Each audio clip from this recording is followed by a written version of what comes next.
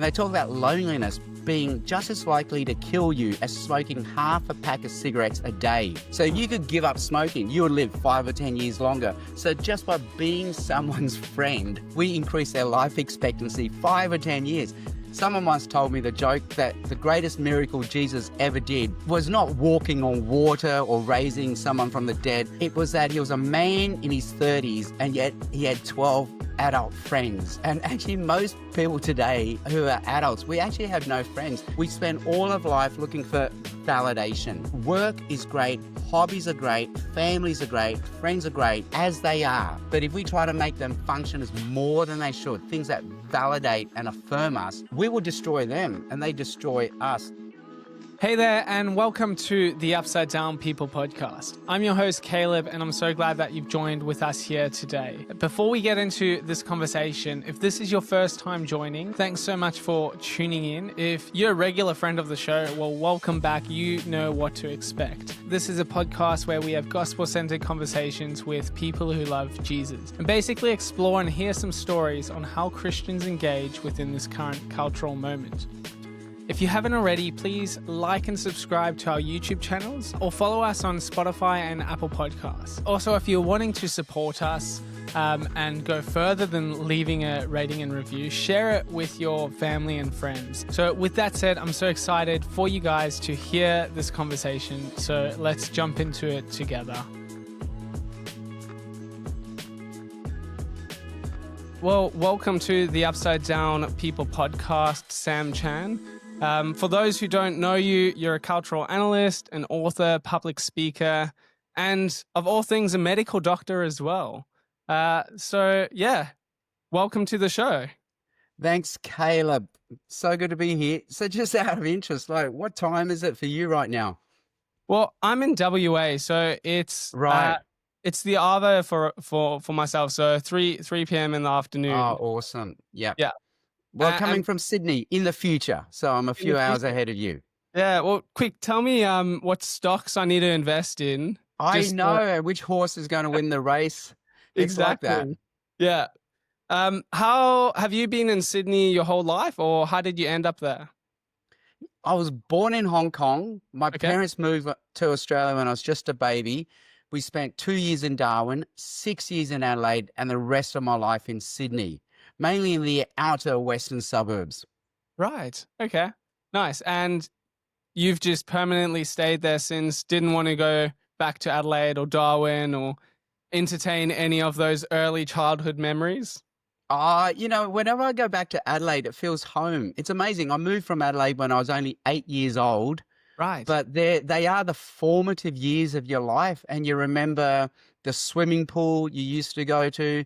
You remember the shopping centre your mother used to take you to. So I've got many fond memories of Adelaide. Yeah, brilliant. I was trying to think of like a funny or like icebreaker question. And what came to my mind was if your personality was summed up in any animal, what would that be and why? It depends what phase of life you're in. Okay. But I remember for a while, a friend of mine, he just dreamed of being a sloth. He thought being a sloth was the best animal there could be. And I got to admit, there are times in life where I think, you know what, I would love to be a sloth right now. That's brilliant. Where you can just find a restful spot anywhere on a branch of a tree and just let life go by. That's awesome. I wouldn't have picked that for you. Being in Sydney, and you obviously very accomplished and seems like you've got a number of things always on the go. A sloth would have been I would have thought like a raccoon or something like that. Yeah. So maybe something that darts back and forth, back and forth, back and forth. Maybe a magpie then. I'm easily distracted. Shiny. I'm very easily distracted. And with that, incredibly smart as well. Magpies are very smart creatures. Oh, thank you so much, Caleb. So I've recently read one of your books. It was an older book. It was How to Talk About Jesus Without Being That Guy. And you've recently written a new book that was just released in September, the Missing Piece, which I think is appropriate given the season that we're in. And the correct me if I'm wrong, but your sort of heart, if you cut it open, it bleeds evangelism, and it really wants to see people come and meet and know Jesus. Um, so yeah, tell us a bit about how you ended up in the place that you ended up, from being a medical doctor to being an author and evangelist now. Yeah, so I grew up in a Christian family. Both my parents were Christians. So I grew up knowing Jesus, praying to Jesus, enjoying church. And I think just seeing the joy that the Christian faith gave my parents, because in Mm. the Asian tradition, we haven't hit Christendom yet. There was a while when I was growing up where Christianity was very unpopular because we'd come out of the age of Christendom. People wanted to go on to the next thing. So you had to really, really want to go to church. You had to really, really want to be a Christian. And I could see the joy that the Christian faith gave my Asian parents because it liberated them from the darkness and the superstition that you have in traditional Asian beliefs, where you live in fear of evil spirits and you're Right. trapped in an endless cycle of chasing success and status. So I could see the freedom it gave my parents. And my parents would often invite overseas Asian university students to their place for lunches and invite them to church. And I could see the joy that the Christian faith gave Asian university students. Because if you think about it, if you're an international student, it's actually quite a hard time. You've been sent from your home country with one mission only. Come here to Right. Australia, study hard, get a degree, make a lot of money, and then go back home. And if you can't achieve that, your whole trip has been a fail. We Right. forget that. We think, oh, university is a great time, parties, sports, leisure, making friends. But for an international student, you are judged on whether you can get a degree and get a high paying job. And then I could see the freedom the Christian faith gave my university students. And then we were surrounded by, this is Adelaide in the 1970s, so I'm giving away my age now. We were surrounded by white people, but my parents would invite them to a meal, invite them to church. And again, I would see the joy the Christian faith gave white people when they discovered Jesus. So Um, I think it's always been in my DNA that because I enjoy the joy, the freedom that Jesus gives me, I just want everyone else to also discover the joy and the freedom that Jesus gives them. right. And would you what was the shift for you? Because I'm sure when you were are you still practicing as a doctor now? I work 1 or 2 days a week Yeah. as a surgical assistant. And yes, I'm still a doctor. I'm registered. But people go, what is a surgical assistant? And this is so hard to say to my medical colleagues, but there is a hierarchy of specialties in medicine. Let's Okay. face it, as much as we try to say there are no hierarchies, there are. So up the top are your specialists, your surgeons. Then down here are the GPs. And that's why they Right. put that ad out, not just a GP. Well, buddy, you are just a GP. Well, I'm the guy who's below the GPs. I'm the guy that couldn't even become a GP. So it's my job to assist a surgeon. Specifically, it's to hold your leg while the surgeon operates on your leg. And I try to explain to people what I do. I say, when you go for an operation, you'll get 3 bills from the doctors. One from the surgeon, okay, they operated. One from the anaesthetist, fair enough, they kept me alive. So who's this bozo sending me a 3rd bill? That is me, the surgical assistant. I held your leg in the Um, operation. And my most important job is to make sure I know which leg it was. Because I don't know if you've ever had an operation, we are I have. terrified of doing the wrong side. So we're forever asking which side, which side, which side. And you're saying this side, this side, this side. But then they put you to sleep and it comes down to the leg I pick up first. And that's one we operate on. And I Wow. wasn't there for any of those conversations. And we get it right half the time. It's a 50-50. And I'm forever Uh, having to say, okay, if it's your right, that would be my left. And then we commit. I And if we I do the wrong side, we do the other one for free. So it's all right. It's a that's it. win-win. Yeah, it's a win-win. You get an upgrade essentially on Mm. the side that didn't need work. Yeah, the I first one was the first pancake. So we get our eye in with the first one, and then we get it right on the second one. I love that. I was wondering about that. So I cut through a tendon a few years back. So I had to go. It was in my hand. I had to go in for surgery for that. And I was wondering why they were drawing so much on my left arm, like arrows and pointing. And I was like, now that makes sense. Is someone was in that surgery room holding my arm, and thank goodness it was the right arm. I reckon those arrows don't work. I think it should be the opposite. We should go on the other side and say, not this one, like a big red cross. But for some reason, no one believes me. I think that would work better. But for some reason, they want us to tick arrow the correct side. That's brilliant. So what essentially led you from going further in the medical practice? Like you said, there is like a ladder that you can keep climbing, and instead shift towards being an author, a cultural analysis, and sharing about Jesus in a more formalized manner. I actually did not want to go into full-time Christian ministry. Wow. And I my whole life I wanted to serve God as a doctor. My father was a doctor. Yes, the stereotype is true. Every Asian is either an accountant or a doctor. So my father's a doctor, and I could see how he was able to serve God by being a doctor because that freed up his time to serve the local church. Yeah. My brother is a hand surgeon, so he could have fixed your tendon, and he serves God through his surgery. I think that's how he worships God. He brings God's beauty into this world by fixing tendons, and that's his worship, his service to God. But for me, because my gifting was more in public speaking and evangelism, that was sort of incompatible with full-time medicine. So I did have to decide, do I stay in full-time medicine, or do I go into this thing which I feel like I'm more gifted for? And yes, I do feel a calling for it. And it was quite an existential crisis. I was about 28 at the time. So I Wow. really had to ask myself questions. Number one, is Christianity true? Did Jesus really rise from the dead? Because I'm Right. giving up a full-time, fantastic profession.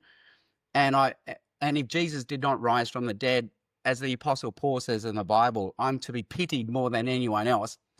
And the second thing was I had to ask myself, where does my validation, my identity, my status come from? Does it come from being called Dr. Sam Chan, which opens a lot of doors, Mm. validates you, people want to talk to you at parties? Or do I go into full-time Christian ministry and trust that my identity, my status is secure in Jesus? And that's where I'm going to find my validation. And it was a process. It took several years. I certainly didn't come charging through the door. Yes, it took a while to process. Again, my identity. Where do I find Right. validation? Yeah, I think that's a really relevant question that many people are wrestling with. Um, and I could imagine it was quite a process, like you leaving certainty for uncertainty almost. Not in terms of belief and things like that, but it's just like those practicalities of provision and what's this going to look like. You're familiar with one field, and there's like this unknown of the ministry. And so yeah, that's encouraging that you'd take that step. What were there conversations that you had with people or encouragements from your community around you that helped you in that way? Interestingly, talking to many doctors who were not believers, not Christians, of course, first of all, they say good on you, because in the Australian Right. storyline, give it a go, have a Give it a go. crack, you do you. So they were very happy for me. Like, I could have said I've chosen to become a panda bear, and they would have been happy. Like, oh, good on you. But on the other hand, many people actually looked at me and they said, one surgeon actually said to me, you know what? There is more to life than medicine. So it got him thinking, and other people were saying, we feel trapped. We wish we too could give up medicine and do something else. So for many doctors who were not believers, they actually saw that as a liberating move, what I was doing. Like, this was true freedom. Jesus does give you freedom. You can make more choices because your faith is in Jesus. And I think then talking to many other people who had gone on similar journeys and went, into full-time Christian ministry. And again, not that that's the only form of the Christian faith, Right. but you are now trusting God in a very different way for income, for security, and what is your ministry going to be? And they were very encouraging. And they're saying, it really is a faith step, trusting that God will provide for you tomorrow the same way he's provided today. And I Yeah. think that's it. Just knowing, okay, so the Psalms suddenly make a lot more sense. When you read the Psalms and the psalmist is going through a lot of trouble, a lot of the Psalms can be summed down to these lines like, well, God, I don't know what's going on, but, up until now, you've been a good God. So I Yeah. might trust you with tomorrow the same way I've trusted you with today. So it was that sort of journey. That's that's brilliant. It's so encouraging to hear stories like that where people take those steps of faith. And then it's encouraging as well, like your colleagues that were around you were actually asking questions and encouraged by that as well. I'm sure it would have opened up a whole bunch of conversations and spaces for the gospel to enter. My thought, like as you're speaking, I'm like, right now where you're at, what is your approach to evangelism? What does that look like for you? Well, for me, it's very different to how we were brought up. So the way I explain it is up until now, if you got trained in evangelism, say at a Bible college, or you went on a church mission trip, or Mm. you were on your university campus Christian group, and suddenly they said, let's do some evangelism. Let's tell people about Jesus. It was really, let's go door knocking. Let's walk up to a stranger and let's tell them the gospel. And, that is fantastic. And I think some people are very gifted at that. And it's a very, very efficient way of doing evangelism. You can say a lot in 3 minutes with someone you're never going to see again. And they're just as honest with you because they know they never have to see you again after 3 minutes. So that form of evangelism has its place. But for a time, that was the only form of evangelism that people had. Whereas I'm trying to train people or inspire people in some other forms of evangelism. The number one way is basically how to tell friends and family about Jesus. People you're going to see every day for the rest of your life. And because I work with City Bible Forum, also especially your work colleagues, people you see at work. And we spend most of our waking hours at work. Most of our non-Christian friends come from work. So how can I tell them about Jesus? And that's where I realized it's much more, well, how would a missionary tell people about Jesus in countries and cultures where you're not allowed to talk about Jesus?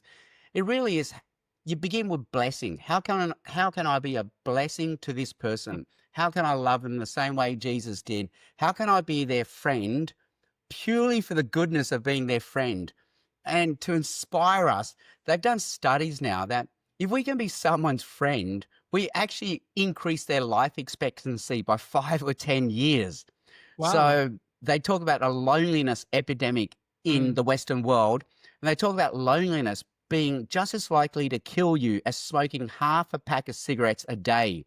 So if you could give up smoking, you would live 5 or 10 years longer. So just by being someone's friend, we increase their life expectancy 5 or 10 years. So we're a Right. blessing to that person. Someone once told me the joke that the greatest miracle Jesus ever did was not walking on water or raising someone from the dead. It was that he was a man in his 30s and yet he had 12 adult friends. And actually, most people today who are adults, we actually have no friends. So if I can just be someone's friend and be a blessing to them. And so in my book, I talk about how to be a good friend. Go to their things. Also, have them for a coffee. Also, be a good listener. Listen to understand. Be an unofficial chaplain in their life. So someone who cares, someone who takes genuine curiosity in their life, someone who offers to pray for them, and again, someone who offers, and usually in a time of crisis, they will come to you or come to us and ask us to speak on behalf of God, maybe provide meaning in this time of tragedy, and connect them with the transcendent, connect them with the sacred. So it's much more, I say, evangelize like a counselor would.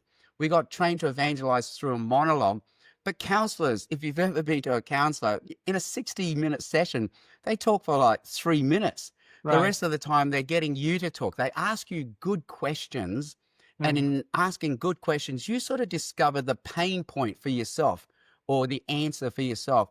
So I Mm. say, be a friend, be a good listener, be a counselor, be an unofficial chaplain. And in God's providence, maybe evangelism opportunities will come out as fruit of that. And then we've also got to be intentional and take that, but at the same time realize, hey, I'm being this person's friend, and if they don't become a Christian, that's okay.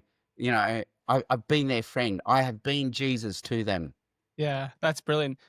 When you started giving the statistics around people who smoke a pack of cigarettes a day or half a pack a day, and people who have friends who live longer, I thought where you were going to go is therefore people who smoke just need to find friends, and it sort of counters that. Totally. Yes, that's right. You don't have to give up smoking. Just find a friend.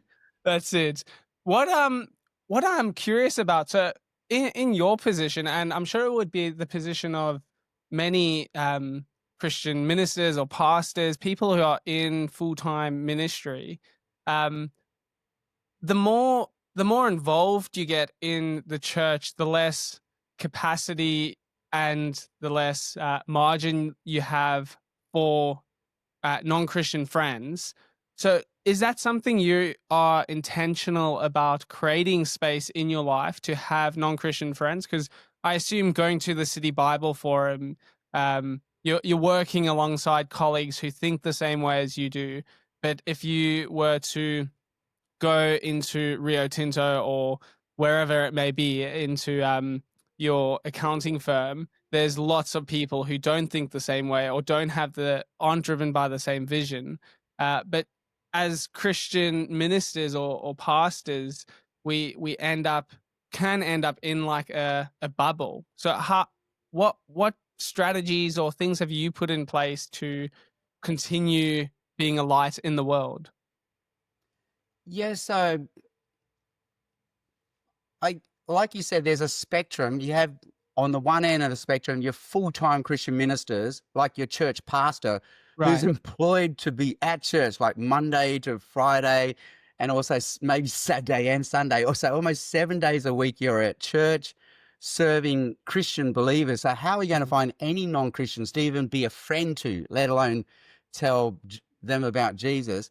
Then you got workers in the workplace, someone who works at Rio Tinto Monday to Friday. Their whole world is a non-Christian world. All their work colleagues are non-Christians.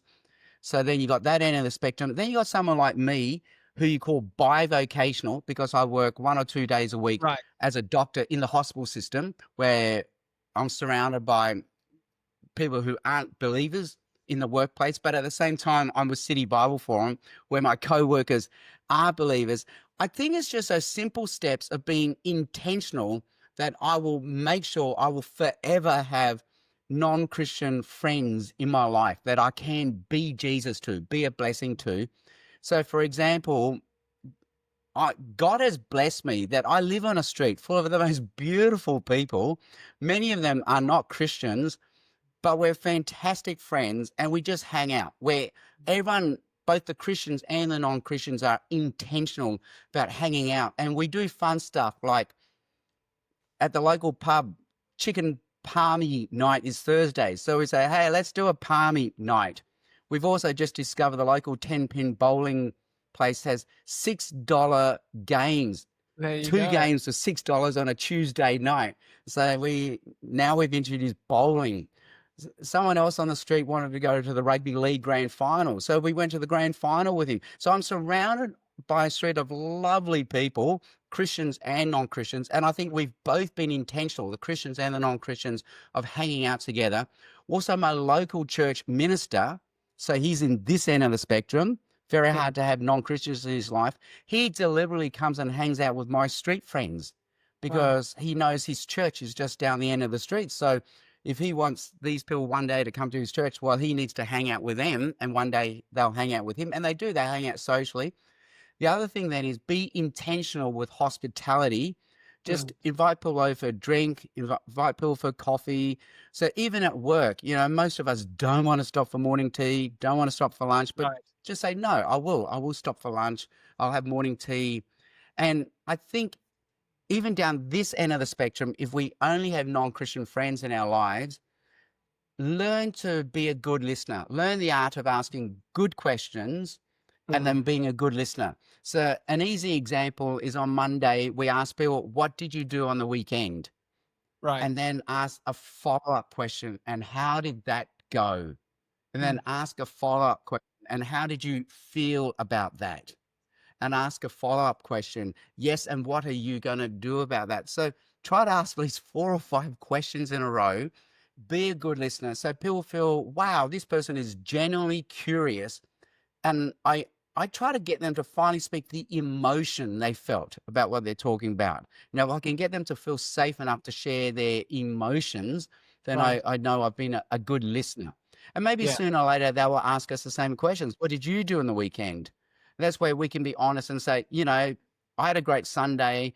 I went to church with my family. And what made church great was I can say there's something about having my teenage boy next to me and we sing songs together. And that's Mm. every dad's dream, to be shoulder to shoulder with their teenage son doing something together. And that's what I really enjoyed about church. So have Yeah. something like that where you can express an emotion as well. Do you think there's something about um the inefficiency of that sort of evangelism that's really like eye-opening and heart-opening to the person that you've been intentional toward? Because I feel like Yeah. in our culture, it's very much like be productive, be efficient, where what you're suggesting is actually take time to notice and to stop at the water cooler or when you're grabbing your coffee and engage. But that's a very inefficient way of living as a human in a Western context. Yes, and I think so. It's recognizing, and I call it the yellow book, but it's the book that's called How to Talk About Jesus Without Being That Guy. I do talk about the different interactions that are intrinsic to the different sorts of relationships. So Mm. if you are seeing a stranger on a university campus or a stranger on a plane, there is an efficiency in your conversation because you know you're never going to see each other ever again.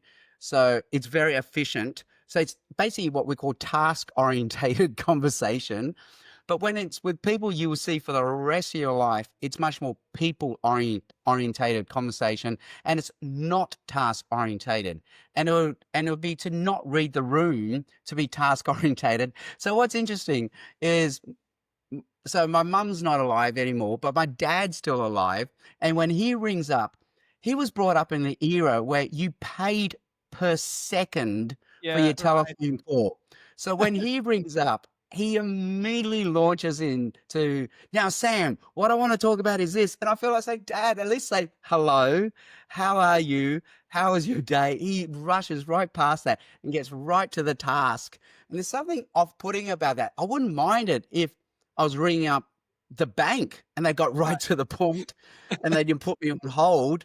But when it's your dad, you sort of wishes he did put you on hold for a little while before rushing straight to the task. And I think the same with friends and family. We do need to be inefficient and treat them like a human being and not a project, not a task. See them as the image of God. They are the most important person that God has put in front of me right now, today. And my job is to find out why and how they are the most important person in this universe. That's brilliant.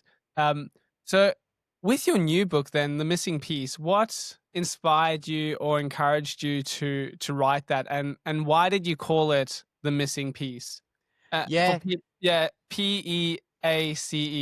that's right. And I've actually got a spare copy here. So, Awesome. For yeah, those who are watching, yeah. the missing piece, how Christmas gives us the calm we crave. So, remember I said I have I actually have two forms of evangelism. One is, again, training people on how to do the personal evangelism with friends and family that you're going to see every day for the rest of your life. But the other form is I do a lot of public speaking evangelism, where through City Bible Forum, I am invited into your workplace. If you're a Christian in the workplace, you can put on an event and you can invite me to give a 10-minute monologue, an evangelistic talk, hoping that people can see the beauty of Jesus through my 10-minute talk. So one of the things I have to do every year is come up with a new Christmas talk. And so this year I thought, what is the pain point for people at Christmas? And I think there are many things we love about Christmas, but what is the pain point of Christmas? And for me, it's to think, oh my gosh, 1 year has gone by already since the last Christmas. How did that happen? The last Christmas feels like only a week ago. Are you telling me 12 months has gone by already? And the pain point for me is last Christmas, I promised myself all the ways I was going to be better next year. I was going to exercise more. I was going to eat less.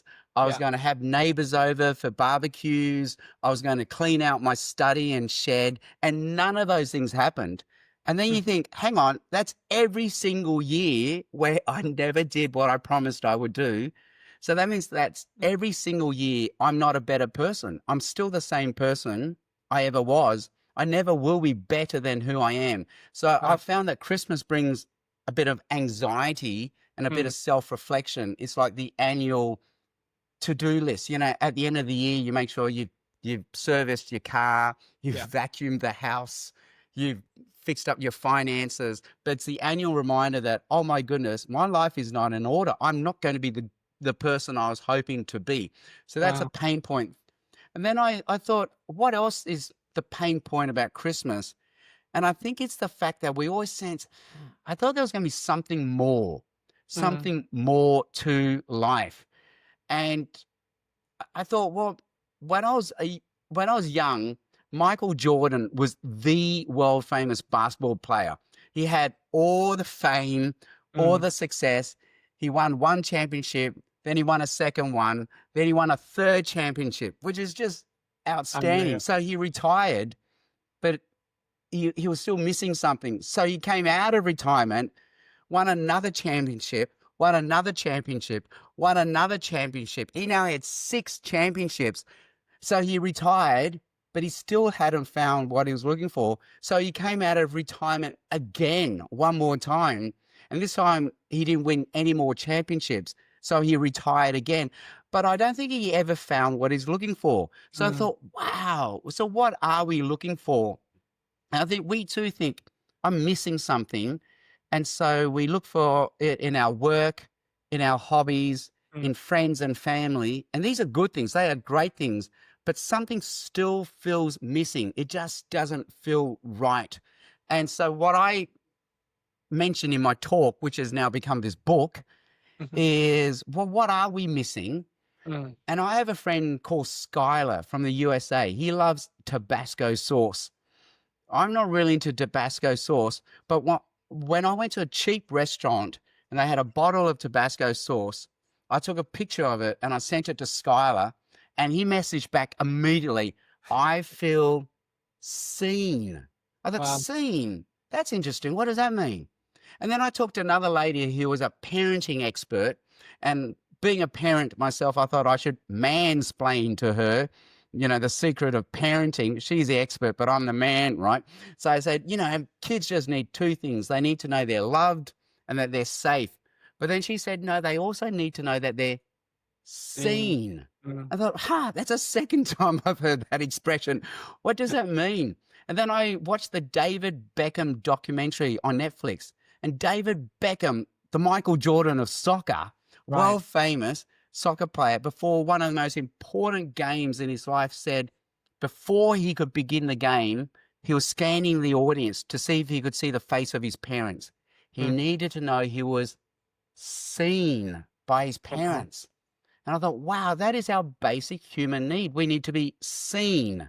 So that's why we're restless. We have no peace until we know we're seen. And that's the promise of Christmas, that when God sends us Jesus, God is saying, in Jesus, I see you, I affirm you, I validate you. And it fulfills a promise in the Bible that came hundreds of years before Jesus, which says, may the Lord bless you and keep you. May he make his face shine upon you and be gracious to you. May the Lord turn his face towards you and give you peace. And if you're an Asian, you suddenly get that. That's the language of being seen, because in Asian cultures, which are shame, honor cultures, Right. if you have shame and dishonor, you lose face. But if someone gives you face, you are honored, you're validated. And that's what God is saying. In Jesus coming to us, the Son of God, as a baby, as one of us, God sees us. He turns his face towards us. He validates us. He delights in us. And that's how he gives us peace, because we know we're seen and validated by God. Wow. What? Yeah. Do you mind unpacking a bit further Sure. what that does to a person when they feel seen? How does that impact us? Yeah, so my kids play kids sport. Like almost every parent out there puts their kid in kids sport. They've done this statistic that there is more traffic on a Saturday in Sydney between 9 a.m. and 3 p.m. than there is Monday to Friday on peak hours. Well, Unreal. where's all that traffic coming from? It's parents taking their kids to sport. So we sign our kids up for sport. And you know, we're so glad when it's cancelled. Yes, it's cancelled. So it's the only thing we pay money for, and then we hope we don't get our money's worth. Please be cancelled. Please rain. And my youngest son signed up for cricket, which is just a disaster. You Really? think, oh, why couldn't you play a normal summer sport like basketball or table tennis like all your Asian friends? Why cricket? Because nothing ever happens in cricket. But in children's sport, parents turn up because their kids want their parents to see them. And when your kid goes to bat in cricket, you stop everything and you watch your kid. Because if your kid hits the ball, when they come off the field, their first question will be, did you see me? And if you Brilliant. say, no, I wasn't watching, you can see them just deflate. But if you say, yes, I saw you, you can see what it does to them. And Yeah. I think that's what it means. We spend all of life looking for validation. So work is great, hobbies are great, families are great, friends are great, as they are. But if we try to make them function as more than they should, things that validate and affirm us, well, we will destroy them and they destroy us. So we can either look outside for validation and never find it. And I think that's the Michael Jordan story. We can look inside for validation, but we're our own worst critics. I don't think we can ever live up to our own standards, or that's where we trust that God has sent Jesus to validate us. So in Jesus, we can be validated. And so when Jesus is born, the angels make that big announcement to the shepherds, you know, great news we bring to you. Today, a savior has been born. And then, you know, peace on earth to those on whom God's favor rests. So it's an interesting story that God has come to us to shine his face upon us, to see us in Jesus. But at the same time, the shepherds had to opt in. They had to go and find Jesus. So it's this delicate balance that God offers to see us, but we have to accept the offer. I was explaining to someone earlier that for a long time, I had an iPhone, but my wife had an Android, and iPhones and Androids are in different universes. They do not talk to each other. Right. So a few Christmases ago, I bought my wife an iPhone, and I immediately regretted it. I thought, what am I doing? Because she can now do the Find My iPhone function, and she can find me. So I'll be innocently using my iPhone, and suddenly this bubble will pop up. Your wife is trying to find you. And I'm thinking, I'm not sure I do want my wife to find me. And then there's this button that says, do you accept? And you hover over it. Do I accept? And I think that's the message of Christmas. God has sent Jesus to find you. And in Jesus, God will turn his face towards us, see us, validate us, affirm us, delight in us. But at the same time, you have to humble yourself enough to say, do I accept that I do need Jesus as my savior, that Right. my most basic primal need is to be seen by God. And here's the thing, we only want to be seen by those we love and who love us. Like David Beckham is looking into the crowd for his mum and dad. He's not Mm. looking in the crowd for you or me. He doesn't care what you and I think about him. And it's the same, like we have to opt into having God as our loving father. And then because he's our loving father, it does matter then that he does see us. He does validate us. So for someone who doesn't know who God is and a Christian is just saying God is a loving father, how then does that translate from just words or knowledge to actually, like what you're saying is, I put value on my parents, therefore when I go play sport I look for them because I want that validation back. I want them to see me. But for someone who doesn't have that relationship or hasn't seen that the father is good, that he is loving, um how yeah, what's the journey to that place for them?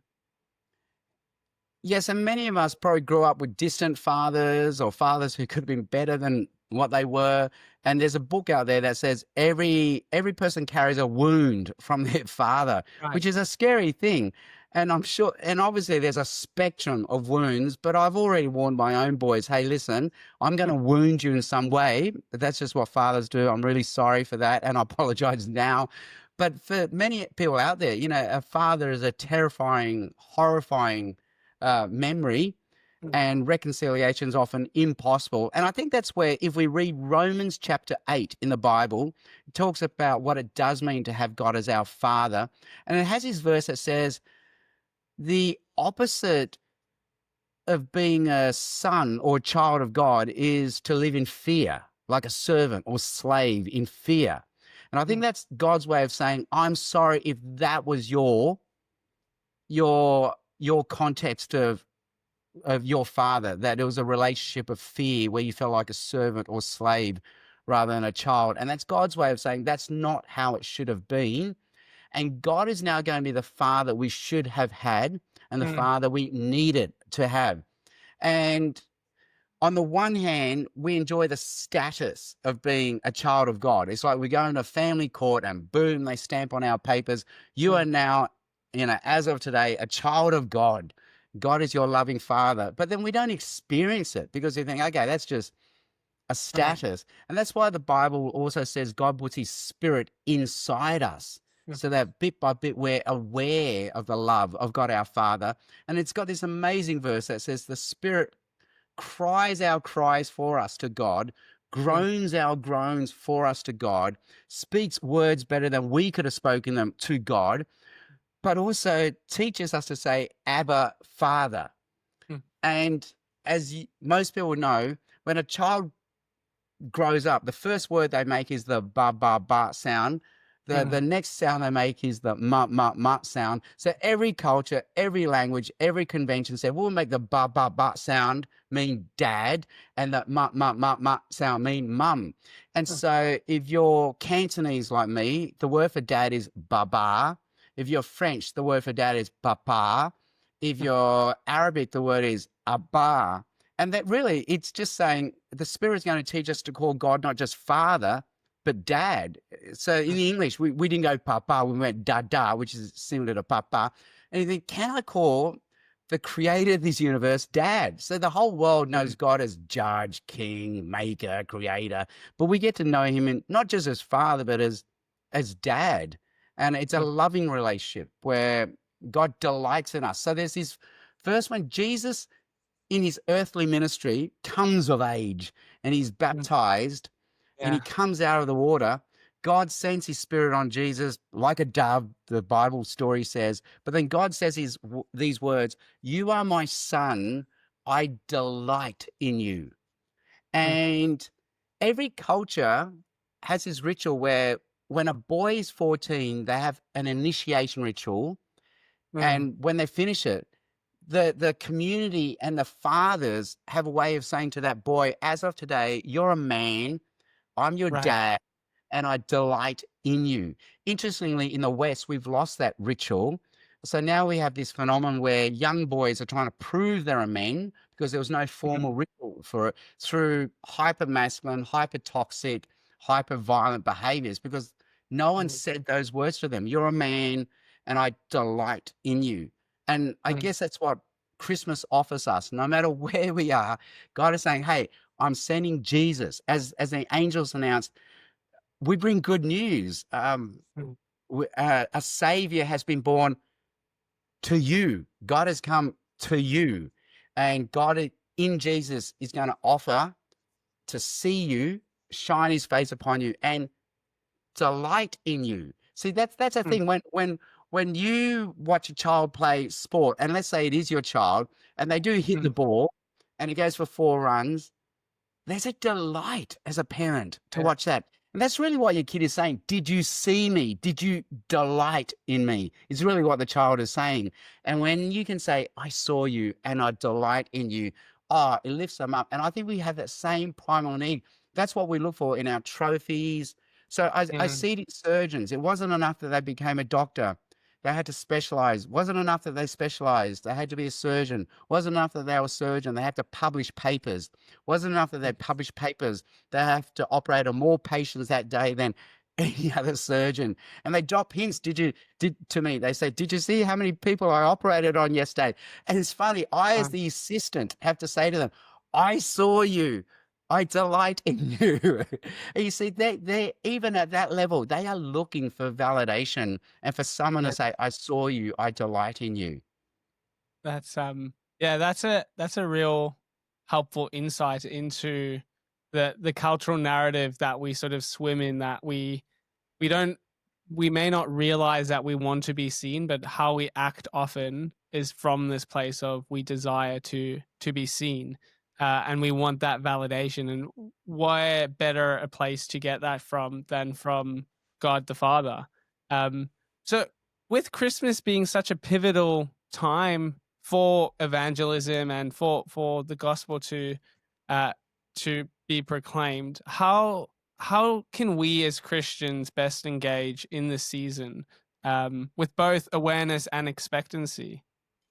Yeah, so I think up until Christmas, there were many great ways of being Jesus, loving friends and family, loving neighbors, loving friends at work, just through simple acts of love and mercy and hospitality.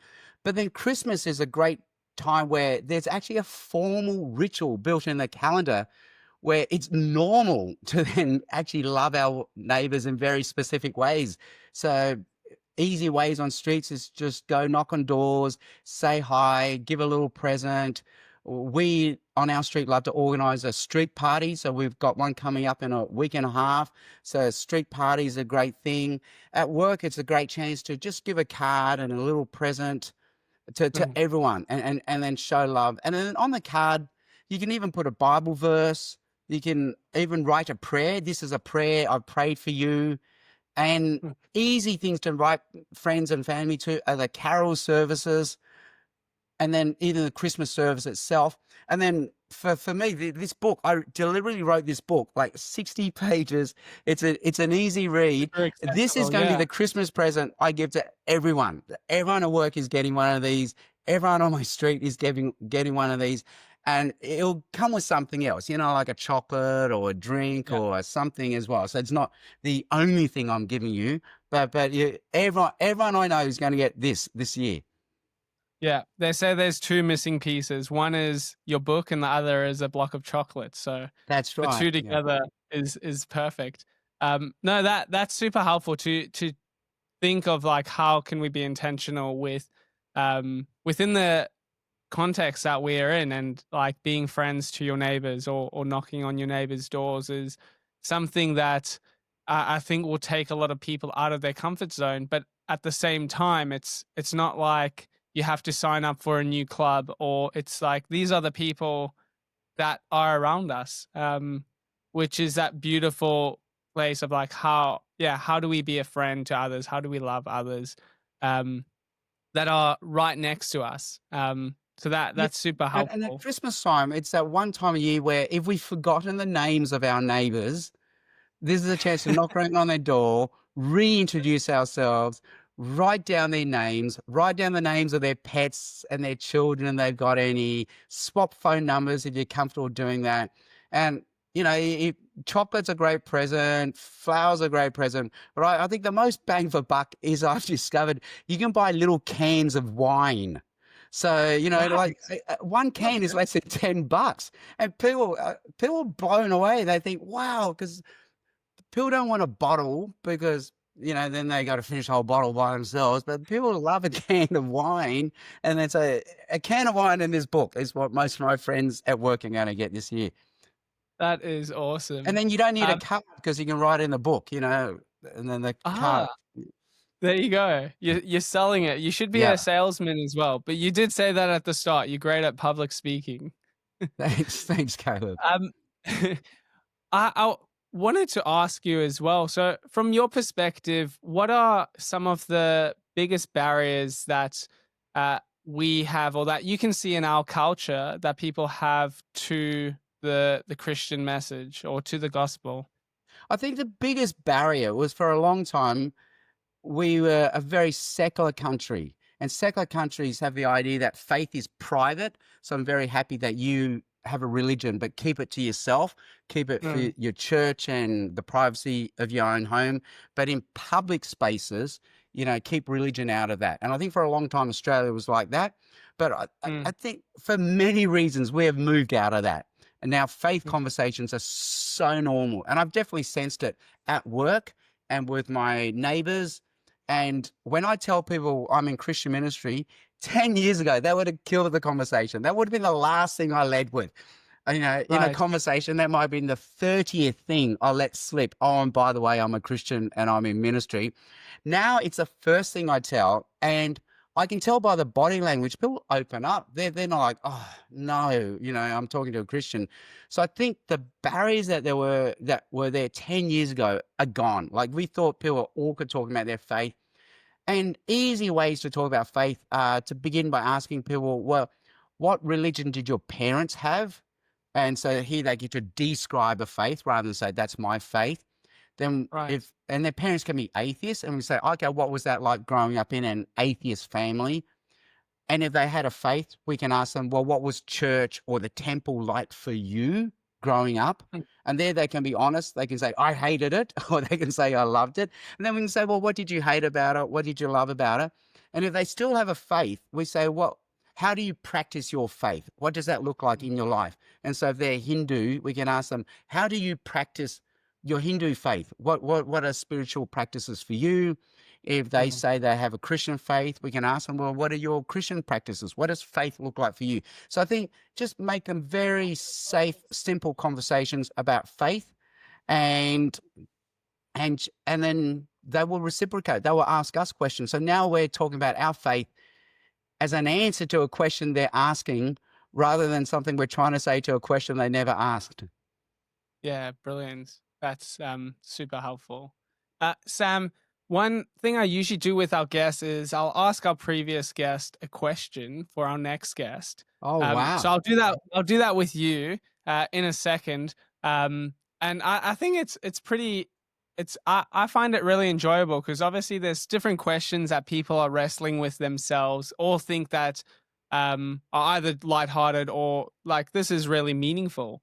So I think it's just that helpful way to see like, oh, how can we better engage in conversation and what's on people's hearts. But before I ask you that, was there anything in this conversation around um, just Christmas, evangelism? Was there anything that we haven't talked about that you think actually that's a really important thing that we should just make mention of or note or bring attention to coming into this Christmas season? I think I'm enjoying Carol's Night more and more. So if your church Yeah. has a Carol's Night, invest in it. Someone once said, let's do carols at my church about 15 years ago. And I was on some committee and I said, that is the worst idea ever. We're busy enough already. We don't need one more thing on our crammed calendar. But then we had it and it was the best thing ever. There was cricket on the lawn, barbecue Awesome. was fantastic. It was just a good third space. Yeah. In the Old Testament, you had the temple, but in front of the temple was a forecourt where people Mm. didn't have to be believers to check out the temple. And I think Mm. carols functions as a forecourt moment for our churches, where there's a lawn, there's a barbecue, there are kids running around, there are games, there'll be spontaneous games of cricket. And then Awesome. my other thing would be to say, just trust the carols. The carols already have the beautiful message of Christmas in them. And so if we can just get people enjoying carols and enjoying that space in front of your church, celebrate it, double down on it. I've now signed up to be on the worship team at carols. So I was not Awesome. a believer. Now I'm a believer. Brilliant. What are you playing? Do you play an instrument or do you sing? Well, that's the problem. I don't play anything well, but my wife leads a team. She's so desperate. She's finally agreed to let me go guitar, but she won't let me do vocals. So I'm going on YouTube and I'm trying to teach myself to sing. So next year I can be on vocals at the church carols. And that is a moment where you invite all your friends. And it's such a safe Awesome. invite. There's a nurse at work. She's Chinese. And, you got to understand, when immigrants come to Australia, they're open. They come to Australia. They think Australia is a Christian country. So when we invite them to a church carol service, they think, why not? I've always wanted to know what your country believes. So Right. she said no many times, but I think she eventually will come. I think she's curious enough. She wants to know. My sons at school, they invite their high school friends. They come. They do. They just want to hang out with school friends on a carols night. So be brave in who you invite, and you'd be surprised how excited they will be to turn up to your church carols event, because it will be a social thing. Great thing to do in December. Brilliant. I love that. So our previous guest, the question that they gave two questions. I'll read the first one out, which I think we've actually covered naturally. So it said, what story, he said, what stories are shaping the people around you and how does Jesus meet them in these stories? And I think we partly covered that, but if you wanted to speak more into that, you're more than welcome to. And then the question that he really wanted to ask, but he was like, I don't know if this is going to be too hard for the guest, not knowing who the next guest is. He said, between freedom, happiness, and power, which one most shapes your culture's story? And how does that story move you personally? Okay, so the first one, I say one great story. It's a story of Mary and Martha, and I always get them mixed up. Let's say it's Martha who's running around anxious, and the other one, Mary, instead, she just sits at Jesus' feet and enjoys his presence and his words. And I think in our anxious generation, we're running around, not sure who we're trying to please, busy for the sake of being busy, when really what we're looking for is right there in front of us all along, Jesus. Like, life is so much easier being in the presence of Jesus, delighting in his words, and all those other things will look after themselves if we just know Jesus. So maybe that's a story for this generation. The story of freedom, happiness, and power, that is the Western storyline. The USA Declaration of Independence says every human being has the inalienable right to pursue life, liberty, and happiness.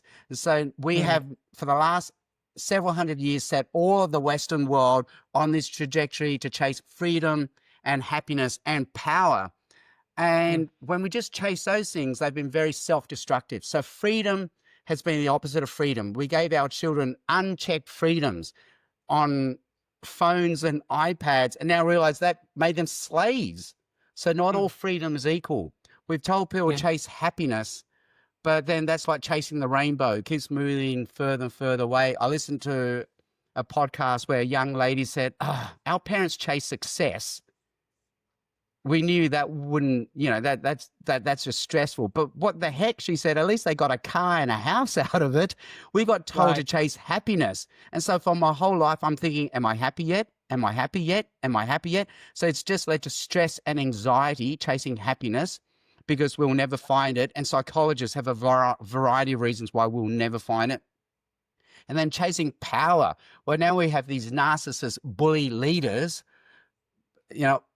in the workplace, in organizations, and in countries. And we're saying, well, what's that done to us? So really the answer cliche is Jesus. Jesus shows it's not about power, it's about service, sacrifice, and grace.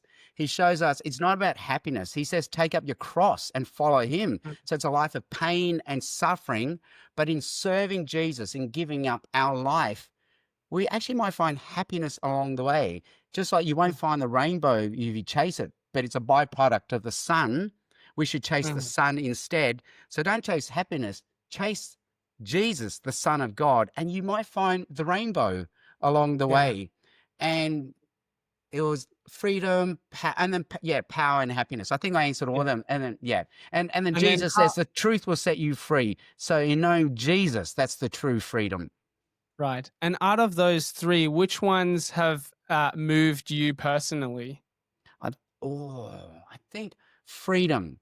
So just knowing that in Jesus, I have true freedom. So I'm free from the hold that money has on me. I'm free from the hold that work has on me. I'm free from the hold that people pleasing has on me. I'm free just to be who I am, a child of God, just delighting in the good things that God has given me to enjoy. They are good in and of themselves, but they don't have to be any more than they are because I have everything I need in Jesus. So there's a freedom in that. I love that. Thanks for that response. And returning the favor, what question would you like to ask our next guest? All right. So if you could order anything to eat and drink, what would you have for your very last meal on planet Earth? Like, if you knew you're going to die, like in 1 hour, what would you eat or drink? And what would you eat or drink? Yeah, maybe a more profound question. And this is fun to answer. What's got you excited right now? I love it. Yeah, that is a brilliant question. And it's something that I like. That question particularly is something I carry around in my my toolbox of questions of like just engaging with people and making them feel seen. It's such an easy way to make someone feel seen is saying, "Hey, what has got you excited?" And it could be in work, in their personal life. It's just so like it can reach any area, and it makes someone like, oh, they're interested. They want to hear about me. So I love that question, Sam. Brilliant. Thanks so much for your time and for the conversation.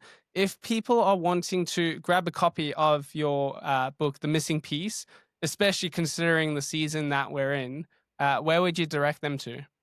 I think try to support your local bookstore first, and then support the other small bookstores like Wandering Bookseller, Koorong, Reformers, and then failing that, go to Amazon as a last resort.